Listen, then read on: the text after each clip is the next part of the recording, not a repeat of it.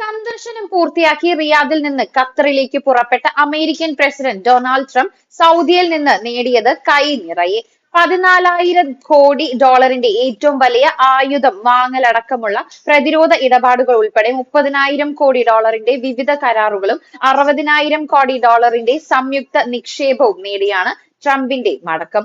അതിനൊപ്പം ചില വലിയ രാഷ്ട്രീയ പ്രഖ്യാപനങ്ങൾ നടത്തി ലോകത്തെ ഞെട്ടിക്കുകയും ചെയ്തു ട്രംപ്. സിറിയക്കെതിരായ മുഴുവൻ ഉപരോധങ്ങളും പിൻവലിക്കുമെന്നും സൗദി കിരീടാവകാശിയുടെ അഭ്യർത്ഥന മാനിച്ചാണ് അതെന്നും നിക്ഷേപ സമ്മേളനത്തിൽ സംസാരിക്കവെ അദ്ദേഹം വ്യക്തമാക്കി. അമീർ മുഹമ്മദ് ബിൻ സൽമാൻ ആവശ്യപ്പെടുന്നത് എന്തും ചെയ്യുമെന്ന് തുറന്നു പറഞ്ഞ അദ്ദേഹം സൗദി അറേബ്യയെ മാറ്റങ്ങളുടെ പാതയിൽ മുന്നോട്ട് നയിക്കുന്ന കിരീടാവകാശിയുടെ കഠിനാധ്വാനത്തെ പ്രശംസിക്കുകയും ചെയ്തു. രാത്രിയിൽ താങ്കൾക്ക് ഉറങ്ങാൻ സമയം കിട്ടുന്നുണ്ടോ എന്ന് ട്രംപ് കിരീടാവകാശിയോട് ചോദിച്ചത് കൗതുകം നിറഞ്ഞ വാർത്തയുമായി.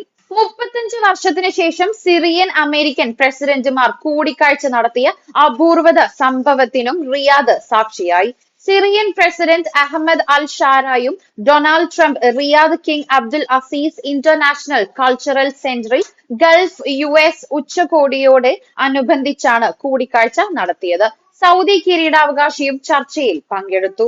1.5 ദിവസത്തെ സന്ദർശനത്തിനിടയിൽ ട്രംപ് സൗദി US നിക്ഷേപ ഫോറത്തിലും ഗൾഫ് US ഉച്ചകോടിയിലും പങ്കെടുത്തും കിരീടാവകാശിയും വിവിധ രാഷ്ട്ര തലവന്മാരുമായി പ്രത്യേകം കൂടിക്കാഴ്ചകൾ നടത്തിയുമാണ് റിയാദിനോട് യാത്ര പറഞ്ഞത്. സൗദി പ്രധാനമന്ത്രിയും കിരീടാവകാശിയുമായ മുഹമ്മദ് ബിൻ സൽമാൻ രാജകുമാരൻ ഹൃദ്യമായ യാത്രയയപ്പാണ് നൽകിയത്.